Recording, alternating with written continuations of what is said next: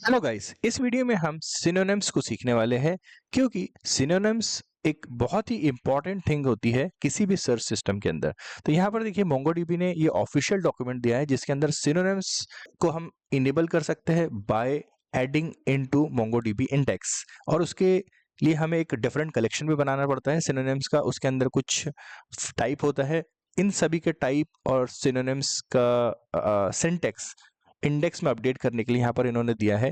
इन सभी को हम स्टेप बाय स्टेप सिंप्लीफाइड तरीके से सीखते हैं। देखिए, पहली बात तो सिनोनिम्स इंडेक्स सिंटेक्स जो हम इंडेक्स बनाते आए हैं अभी तक के, जिसमें हमने फील्ड लिया, फील्ड के ऊपर एनालाइजर ऐड किया, फिर टाइप ऐड किया। उसके अलावा हमें सिनोनिम्स को इनेबल करने के लिए सिनोनिम्स एक कीवर्ड है, उसका यूज करना पड़ता है। देखिए सिनोनिम्स यहाँ पर ऑब्जेक्ट है, एरे ऑफ ऑब्जेक्ट। सिनोनिम्स हमको यहाँ पर यूज करना पड़ेगा जिसके अंदर एरे रहेगा और एरे के अंदर ऑब्जेक्ट रहेगा। इसके अंदर नेम, हम सिनोनिम्स का नेम देंगे और यहाँ पर हम सोर्स कलेक्शन बताएंगे जिसके अंदर हमारे सिनोनिम्स अवेलेबल रहेंगे। ये जितनी हमें चीजें बता रहा हूँ यहाँ पर ये मैंडेटरी है।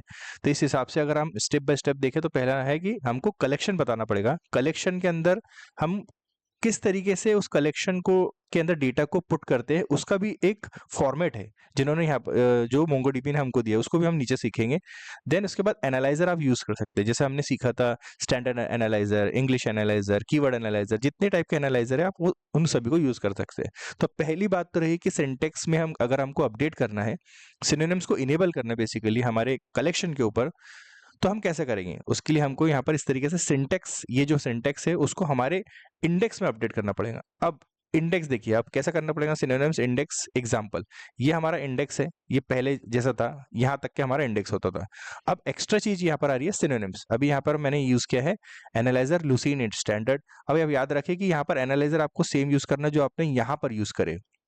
ठीक है, अगर मैं यहाँ पर टाइटल के ऊपर सर्च लगाना चाहता हूँ और उसके अंदर मैंने एनालाइजर यूज किया है स्टैंडर्ड, लुसीन डॉट स्टैंडर्ड एंड उसका टाइप है स्ट्रिंग, तो आपको सेम एनालाइजर यहाँ पर यूज करना पड़ेगा, एनालाइजर। इसके बाद हम यहाँ पर सिनोनिम्स का नेम दे रहे हैं माय सिनोनिम्स, और सोर्स यहाँ पर बता रहे हैं कि हम कलेक्शन कौन सा होना चाहिए, सिनोनिम्स अंडरस्कोर टर्म्स। ये कलेक्शन है, कलेक्शन का नाम आप एक्सप्लिसिटली कुछ भी दे सकते हो, मतलब it's a user defined, but यहाँ पर आपको सिंटेक्स फॉर्मेट फॉलो करना पड़ेगा। और उस कलेक्शन के अंदर डेटा किस तरीके से आपको डिजाइन करना है, डेटा किस तरीके से रखना है, उसकी लिमिटेशन मोंगोडीबी ने हमको दी है because of easiness behind the scene synonyms how it is working.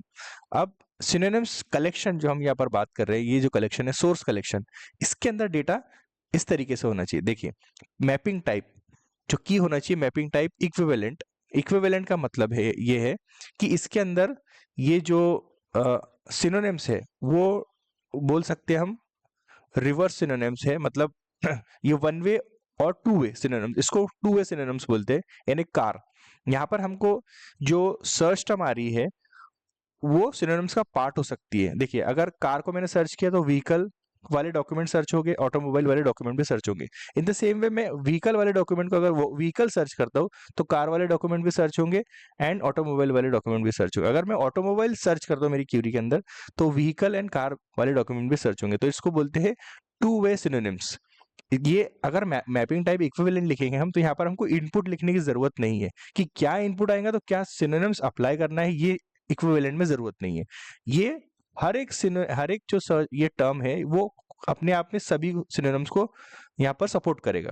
तो ये पहला है, अगर मैपिंग टाइप इक्विवेलेंट होता है तो ये इसको बोलेंगे टू वे सिनोनिम्स, मतलब हर एक सर्च टर्म किसी भी सिनोनिम्स के साथ मैच कर सकती है। अब दूसरे टाइप है मैपिंग टाइप एक्सप्लिसिट। एक्सप्लिसिट के अंदर हमको जरूरी होता है कि इनपुट एरे ऑफ स्ट्रिंग के अंदर लिखना पड़ता है। जैसे मैंने यहाँ पर एक्सप्लिसिट बोला कि रेस, अगर सर्च टर्म हो, किसी ने रेस सर्च किया तो आपको सर्च करना है कंटेस्ट एंड रैली डॉक्यूमेंट के अंदर। हमारा जो डेटाबेस का जो कलेक्शन का डॉक्यूमेंट है उसके अंदर उसका टाइटल कंटेस्ट और रैली हो तो सर्च करो। ओके, अगर मैं यहाँ पर कंटेस्ट सर्च करूं तो वो रेस वाले डॉक्यूमेंट रिटर्न में नहीं आएगी क्योंकि ये एक्सप्लिसिट हमने बोला है वन वे सिनोनिम्स है। ये केवल रेस से सिनोनिम्स ये अप्लाई हो रहे हैं बट रैली से सिनोनिम्स ये अप्लाई नहीं होगा। अगर वैसे हमको बिहेवियर करना है तो हम यहाँ पर इक्विवेलेंट लिख सकते हैं और उसके अंदर इनपुट की जरूरत नहीं है। अब यहाँ पर हम देख सकते हैं कि मैंने यहाँ पर जो एक कलेक्शन लिया है उस कलेक्शन में डेटा किस तरीके से हम सबसे पहले वो देख लेते हैं। देखिए हमारे कलेक्शन में डेटा है ID and title, car is moving, horse contest, title world race, sail in the river. ये हमारा एक नॉर्मल कलेक्शन है जिसके ऊपर हम सर्च करने वाले हैं। यहाँ पर मैंने उस कलेक्शन का नाम मूवीज अंडरस्कोर सिनोनिम्स लिखा है। इस कलेक्शन का नाम कुछ भी रख सकते हैं, movies underscore test, movies anything, but to explain clear and crystal way I have created a separate collection that is called movie synonyms. अब इसी कलेक्शन के ऊपर हमने यहाँ पर इंडेक्स अप्लाई किया है। देखिए इंडेक्स डेफिनेशन में हमने जो जैसे इंडेक्स बनाते आ रहे हैं, ये ट्रेडिशनल वे में हम वो इंडेक्स दिया है, लेकिन इसके अंदर हमको सिनोनिम्स को इनेबल करना है। तो सिनोनिम्स को इनेबल करने के लिए हमने देखा कि यहाँ पर इस तरीके की सिंटेक्स की जरूरत होती है, जिसमें हम एनालाइजर देते हैं, इसका नाम देते हैं और उसके अंदर सोर्स कलेक्शन बताते हैं कि किस कलेक्शन से सिनोनिम्स आना चाहिए। अब वो कलेक्शन हम देख लेते हैं कि हमने किस तरीके से उसको ऐड किया है। यहाँ पर उसका नाम हमने लिखा है सिनोनिम्स अंडरस्कोर टर्म्स। अब देखिए यहाँ पर मैंने पहले लिखा है इक्विवेलेंट, इसका मतलब ये है कि टू वे सिनोनिम्स है, इसके अंदर हमने इनपुट देने की जरूरत नहीं है, car, vehicle, automobile. Then explicit, अब ये वन वे सिनोनिम्स है, अगर सर्च के अंदर रेस आएगा और हमारे जो डॉक्यूमेंट है, जो सर्चेबल डॉक्यूमेंट है डेटाबेस के अंदर, वो कंटेस्ट या रैली हो गए तो रिटर्न हो गए। ओके, अगर कोई रैली सर्च करेगा और रेस वाला डॉक्यूमेंट रिटर्न नहीं होगा, क्योंकि ये वन वे सिनोनिम्स है।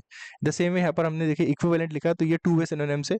कोई भी सर्च टर्म किसी भी तरीके से सर्च हो जाएगी। ड्रेस अगर सर्च किया तो डेटाबेस में अगर ड्रेस होंगे या अपैरल हो गए या अटायर हो गए तो सभी के सभी डॉक्यूमेंट्स रिटर्न होकर आ जाएंगे। अगर अपैरल सर्च किया तो अगर अपैरल अगर सर्च किया और डॉक्यूमेंट के अंदर ड्रेस है या अटायर है तब भी आ जाएगी। तो हमने इसको देखा है।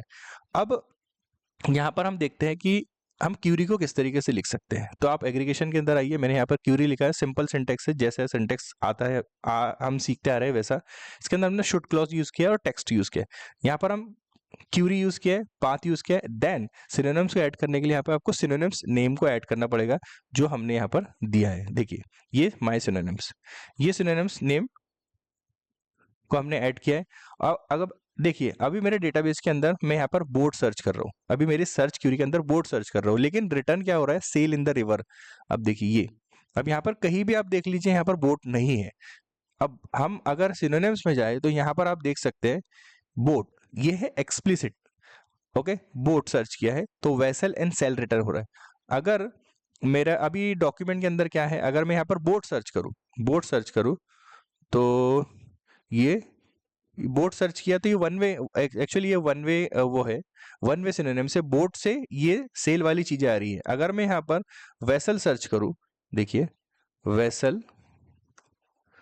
तो मुझे कोई भी डॉक्यूमेंट रिटर्न होकर नहीं आ रहा है, क्योंकि ये वन वे है। अगर मैं बोट सर्च करूंगा और हमारे डॉक्यूमेंट में वेसल या सेल होगा तभी रिटर्न होकर आएगा। अब हम एग्जाम्पल देखते हैं यहाँ पर टू वे वाला। सपोज कार इज मूविंग, अब यहाँ पर कार है, इसका सिनोनिम्स यहाँ पर हम देख सकते हैं क्या है, ये है two way, yes two way synonyms. अगर मैं यहाँ पर कार करता हूँ, कार को सर्च करता हूँ तो देखिए कार रिटर्न में आ रही है।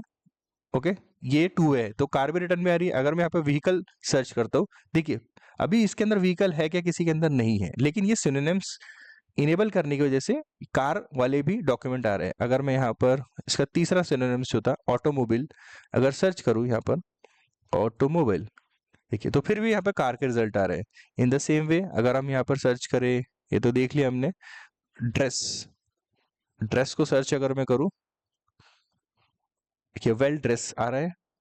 अब अटायर अगर सर्च करूँ, क्योंकि इस ड्रेस का जो सिनोनिम्स है वो अटायर है, ड्रेस का सिनोनिम्स अटायर, अटायर भी है और अपैरल भी है। अगर मैं अपैरल सर्च करूँ तो अब भी ड्रेस रिटर्न होकर आ रहा है। So this is the beauty guys. देखा, आप देख सकते हैं कि हम किस तरीके से हमारे रिजल्ट्स को और बेहतर से बेहतर कर सकते हैं। हमने बोट का एग्जांपल देखा, रेस देखा। अगर मैं यहाँ पर रेस सर्च करूं तो देखिए हॉर्स कॉन्टेस्ट आ रहा है। अगर मैं यहाँ पर कॉन्टेस्ट सर्च करूं तो कॉन्टेस्ट आ रहा है। अगर यहाँ पर तीसरा जो इसका सिनोनिम्स है रेस, अगर रैली सर्च करूं तो क्या होता है, तब ये रिटर्न होके कुछ नहीं आएगा, क्योंकि ये वन वे सिनोनिम्स है।